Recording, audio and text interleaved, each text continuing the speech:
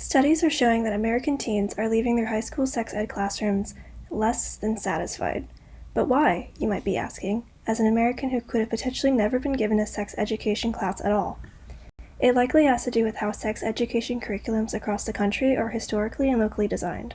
Public school systems only receive about 8% of its funding from the federal government, with most of the rest coming from state and local taxes. This helps explain why sex ed is so unstandardized across locations and can be varyingly different, because local school curriculums can become highly political. Unfortunately, wherever power is involved, marginalization can also follow, which can include inside the strange sexual education you may or may not have received. For instance, many sex ed curriculums do not include LGBTQIA+ interpretations of sex at all. According to research from Chamlin 2022, 8 states are required to use discriminatory language about LGBTQ students in their educational statutes. Only 6 states are required to use inclusive language regarding the LGBTQ population, and the remaining states, which is 36, have a policy of LGBT neutrality by omitting acknowledgement of the LGBT population altogether. However, silence is in fact discriminatory because silence is violence. According to Chamlin, this decided exclusion of sexual health information for LGBT youth contributes to already large health disparities, stigmas, and health concerns facing the community, like higher rates of STIs and interpersonal dating violence. For example, an LGBT student may fail to understand that safer sex practices also apply to them despite not being heterosexual. Sex ed curriculums are also not very inclusive to marginalized ethnic groups as well. What does this mean? According to Caruso et al. 2022, it doesn't just mean a lack of representation inside sexual education videos and infographics, even though that does contribute. It means that evidence-based programs, which just heavily focus on pregnancy and STI prevention, are often not culturally relevant to these students of color. An emphasis on statistics and heavy medical and anatomic jargon may not be able to reach underprivileged students of color in less educationally funded communities. In addition, this healthy sex narrative that drives both evidence-based programs as well as the theistically Christian abstinence-based approach failed to address culturally different realities of sexual identity, sexual orientation, interpersonal relationships, and consent. And it also fails to address the racial dynamics involved in reproductive health access and being able to give or contract consent. In other words, these normative styles of sexual education aren't reflective of the sexual practices and dynamics in these students' lives. When students don't feel like the class materials are relevant to themselves, they're less likely to engage in the material. This lack of flexible sex education contributes to even more sexual health disparities in racial minority use. Furthermore, Caruso et al. 2022 reports that there's ostracizing implicit messaging in sex ed lessons that cause students of color to check out of the classroom. Imagine being the only student of color in a classroom when your teacher says Latinas are more likely to have higher STI rates. That was actually a common experience captured in Caruso et al.'s qualitative study. There's no way that anyone would want to raise their hand and engage in material after that. So as far for ethnic disparity in education goes, there needs to be culturally relevant lessons, less implicit marginalization methods, and acknowledgement of power dynamics that makes consent and sexual health hard for these youths. And finally, because it's never just enough to have sexuality and race marginalizations, American sex ed has a cultural theme of being focused on functional sex rather than on pleasure-focused sex. It's okay if you don't know what that means yet. For now, it just means that because we are educationally limited to an understanding that sex is only penis and vagina activity, it causes a whole host of other cultural issues regarding our ability to understand and give consent, and it inhibits our language and understandings regarding sexual assault and violence. More will be developed on this later. So that's a lot. There's a lot that's been added to the table that we just unpacked. There's more to renovating sex ed issues than just fixing, I wasn't taught that in sex ed. So how will we attack these monsters? One solution could be an intersectional sex education approach that is inclusive to queerness, racial diversity, and pleasure. An effective way to do this could be to incorporate 3 units: one to acknowledge the history of cultural messages surrounding sex, one to provide knowledge on what sex is and can be, which is hopefully inclusive and pleasurable, and 1 unit on consent and its nuances to help curb instances of interpersonal violence. The reason that consent is last is because how can we consent when we don't fully know what sex is or what it can be?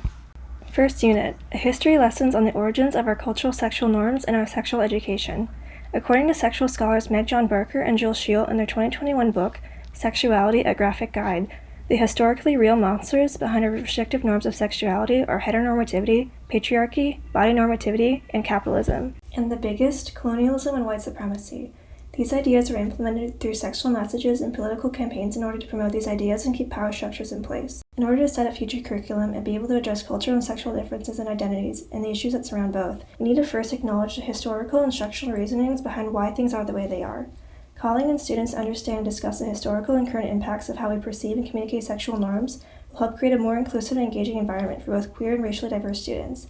Back to Chamlin 2022 and Crusoe et al. 2022, inclusivity helps produce engagement, which helps increase educational empowerment to help improve sexual wellness in minority youth. Second unit, provide intersectional knowledge on what sex is and its possibilities for what it can be. This is what we mean when we set the shift from a perspective of functional sex to pleasure-focused sex. Sex is more than just when the penis meets the vagina. Not every participant of sex will have a penis or will have a vagina, and not every sexual experience will include that combination of parts. Functional sex also excludes other sexual acts, such as those that involve other body parts or objects. Not participating in functional and procreative sex doesn't mean that someone isn't having sex, so we need to move from curriculum centered around that idea. When we focus on functional sex, we exclude members of the LGBTQ+ community. When we focus solely on functional sex, we confuse what it means to consent to sex and blur people's autonomies and boundaries. When we only define sex as penetration of a vagina from a penis, we create room for many perpetrators of sexual violence to escape. And also, functional sex curriculum limits our natural rights to be able to know and experience pleasure. As the scholars Bugs and Hop and Unsafe Words wrote, the erasure of pleasure from sex ed also impacts our ability to consent. How can we make choices when we don't know the options and possibilities? Consent doesn't limit itself to learning how to say no. It's also about learning how to enthusiastically yes, how to express desire, and how to negotiate sexual and sensual activities and boundaries, 2023. In conclusion, a unit on pleasure-focused sex is needed to be more inclusive to all students, especially LGBT+ students, and how they may actually choose to have sex, which again will help address educational disempowerment and sexual violence, Chamlin 2022. The third unit, consent and its nuances. According to a study by Mullenhart et al. In 2016, most K-12 sex education programs in the U.S. are not teaching students about the concept of consent, and if they are, it's not covering its nuances or communications.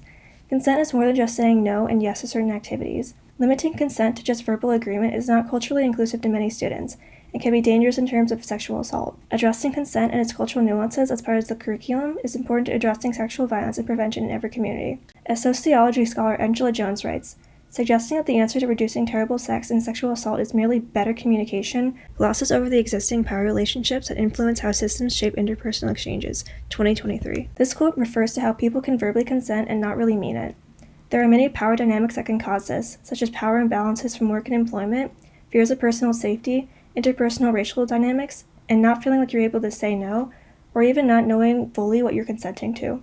Some more common nuances for students to learn and discuss and consider are that consent can be retracted, consent is ongoing, and that consent for sex doesn't equate to consent for every sexual activity. Another nuance is how nonverbal consent may not be sufficient enough, but in many communities it is how it is communicated.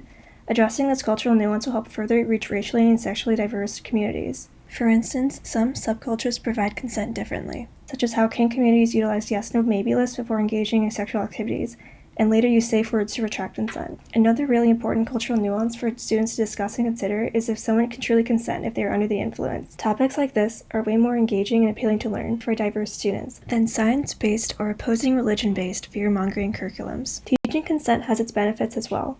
According to a study by Willis et al. In 2019, when students are empowered with in-depth consent education, they are more able to recognize situations of sexual risk and are more able to protect themselves against contracting STIs. Consent education also empowers young people to be able to communicate consent between themselves and others, and improves their ability to create healthy relationships.